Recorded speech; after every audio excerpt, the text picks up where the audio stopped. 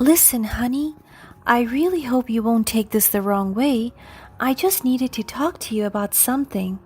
Sure, what is it? Yesterday, when I was walking out of the bathroom, I actually overheard your conversation with a friend. What conversation? You've mentioned that you wanted to convince David to sell this house.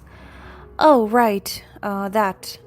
Do you really want to leave me with no place to go? I really wish that you were not talking about me. I wasn't. Then what was happening? I'm your mother-in-law. I live with you. I deserve to know. Nothing was happening, Mary. Why are you accusing me of such horrible things? I'm not at all. I'm just asking you a simple question. You're accusing me of lying and being mean to you. How could you even eavesdrop on my conversation like that? Please, don't get so emotional. Let's calm down and talk. No, you're so controlling towards me all the time. You don't get how hard it is to be in my position. You'd already been a financial burden to us. What more do you want from us? Hi there. My name is Mary, and I'm a middle-aged widow. I had been living with my son David, his wife Sarah, and my grandson Mac for the past 2 years. When my husband passed away, I felt really lost and alone. Living with my son and his family gave me a sense of comfort and security. However, things were not always rosy. I had always struggled to get along with Sarah. From the very beginning, I sensed that she was manipulative and a little controlling. She would often use her charm to get what she wanted, and I could never shake off the feeling that she was up to something. David, on the other hand, was always too busy with work to notice anything amiss. At first, Sarah's behavior was not too obvious because it was usually behind my back.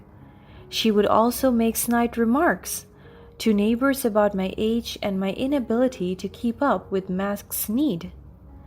Despite all this, I tried my best to keep the peace. I loved my grandson dearly and didn't want to cause any unnecessary tension or drama in the family. Plus, Sarah had never done anything too bad. I blamed her behaviors on the stress she had from work and hoped that one day things would all get better. But as time went by, my relationship with Sarah only got worse and worse. She often did things to make me uncomfortable, intentionally excluding my clothes when she did the family's laundry, or complaining about how she had to do everything around the house when I had forgotten to do a simple task. It was as if she was trying to make me feel like a burden in their home, and I felt like I needed to walk on eggshells around her. Looking back, I do realize that such an attitude was unacceptable because, for starters, I was mainly the homemaker. Both Sarah and David work full-time, so I made it my responsibility to help around the house.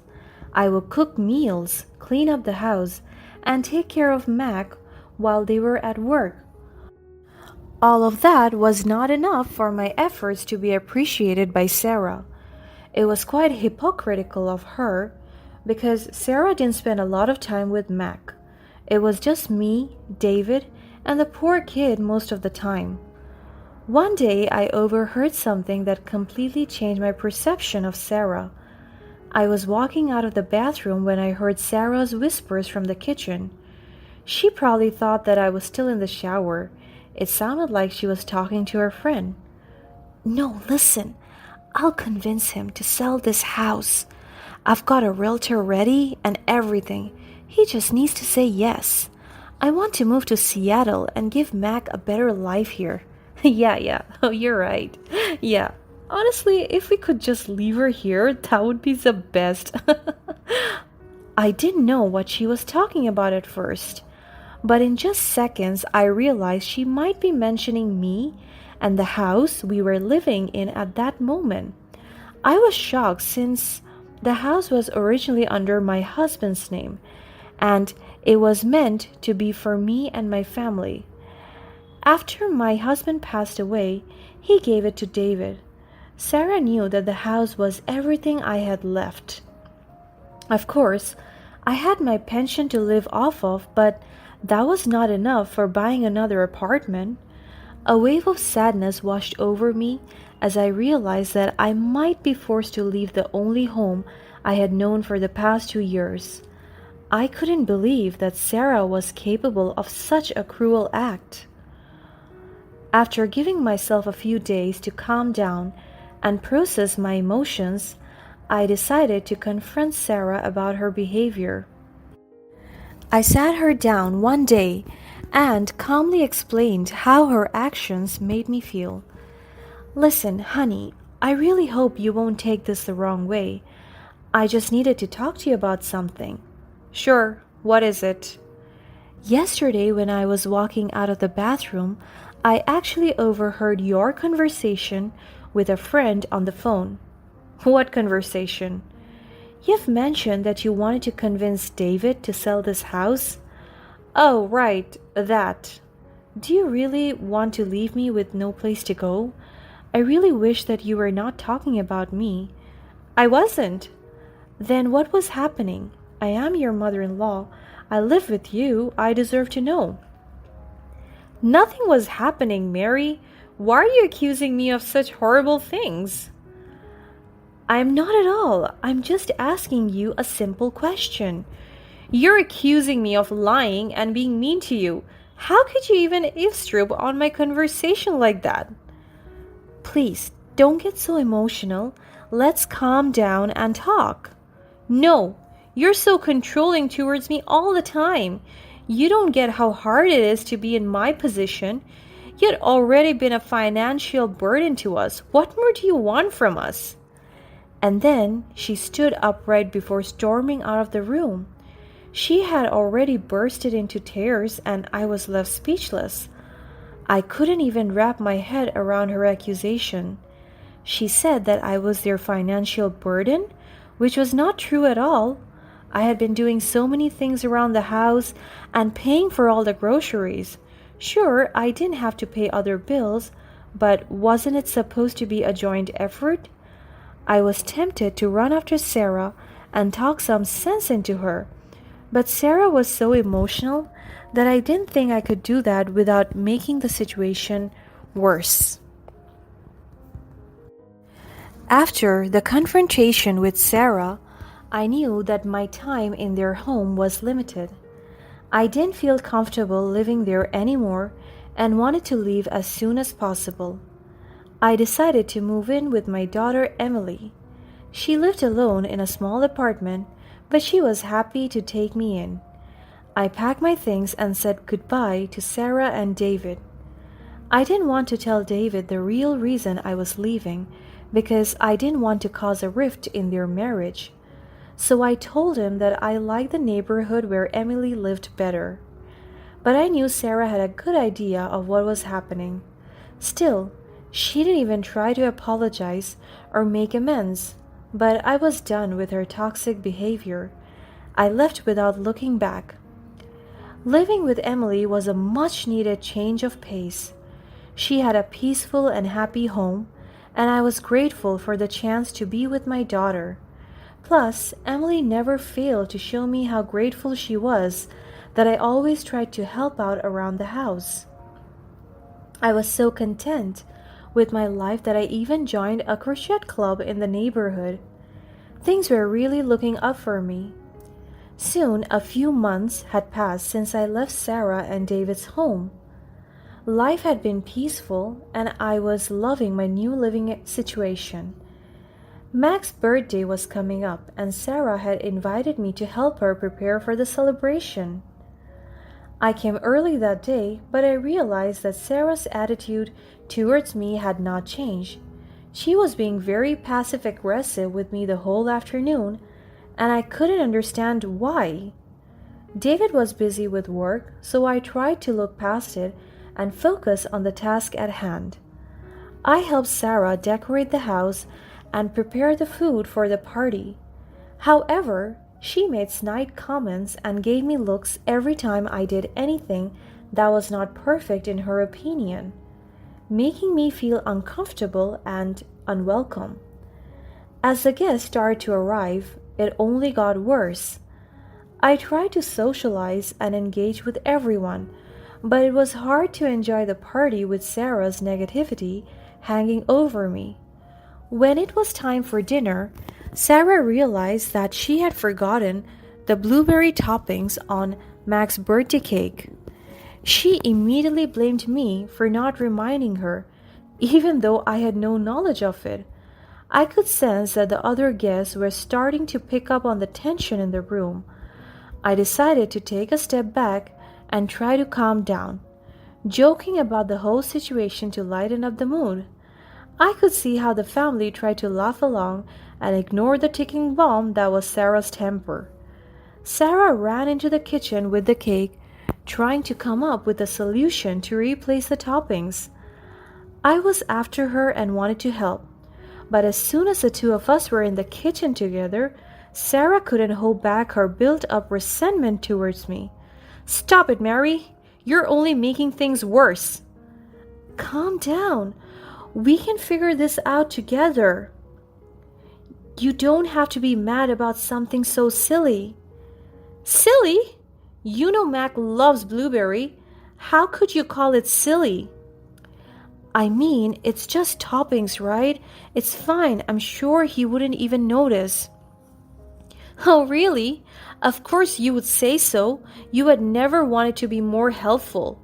I always have to do everything." "Excuse me? I really don't appreciate it. I was here to help you all afternoon." "And what did you manage to do without me, really? You left me to care for Mac alone in the last few months. Do you know how hard that has been on me, on my career?" "What? I didn't know that." "Of course, you didn't know. You didn't care. You left us alone with our own devices. You are such a selfish, terrible grandmother." "What?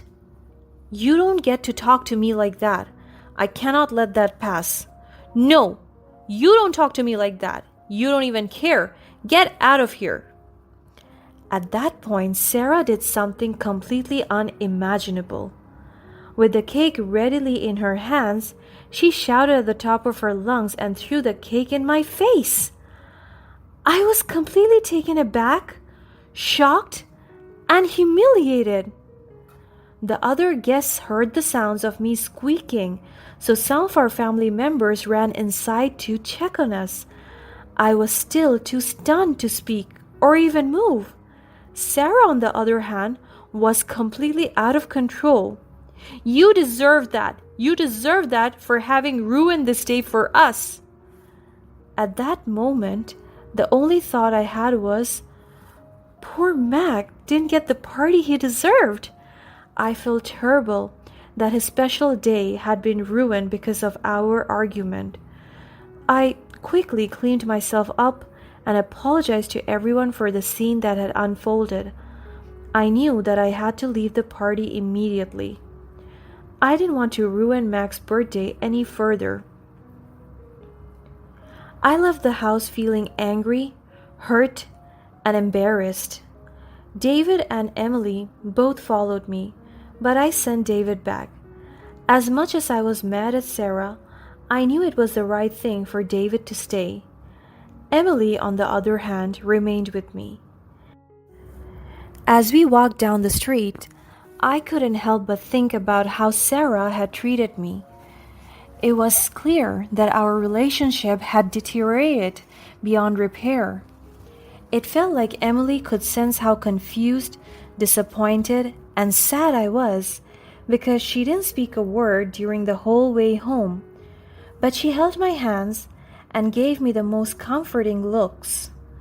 The next day, David called me to apologize for Sarah's behavior and to express his disappointment in her. He assured me that he would talk to her and that she would apologize to me. However, I knew that I needed time to heal from the hurt that she had caused me. Plus, he might also be a part of the problem. I confronted David and asked him if he had been pushing all the responsibilities to his wife. That was the only reasonable answer to Sarah's behavior, or so I thought. David's answer surprised me even more. It turned out that he had been doing most of the work since I was gone. I've been working longer hours than usual. I'm still picking up Mac from daycare and doing all the grocery shopping, cooking, laundry, and cleaning. That sounds like a lot of work. What about Sarah? Can't she help out? Well, she works too, but her hours are a bit shorter than mine. She says she's too tired to do anything when she gets home. That doesn't sound fair. You're doing all the work and she's not helping out at all. I know it's been tough, but I don't want to argue about it with her. I don't want to complain about it with you either. David, you need to think about yourself too. The way Sarah had been treating me is also unacceptable, and I'm not just talking about today. Yeah, you're right. I'm sorry. How long has this been going on? She had been more and more annoyed with me during the 2 years that I was with you two. I'm sorry. I didn't even know. Was she the reason why you left to live with Emily? To be honest, yes. Oh God, I'm so sorry, Mom. Thank you for saying that, but I think there is a bigger problem at hand now. What do you mean? Well, Sarah's attitude was not the only thing that I was unhappy with. I found out that Sarah has been trying to sell the house. What? Has she? How did you find out? I overheard a conversation. I tried talking to her, but she denied everything. I didn't know if it was something you wanted to. No, Mom, of course not. That was your house. That was Dad's house too. Listen, I have a very bad feeling about this.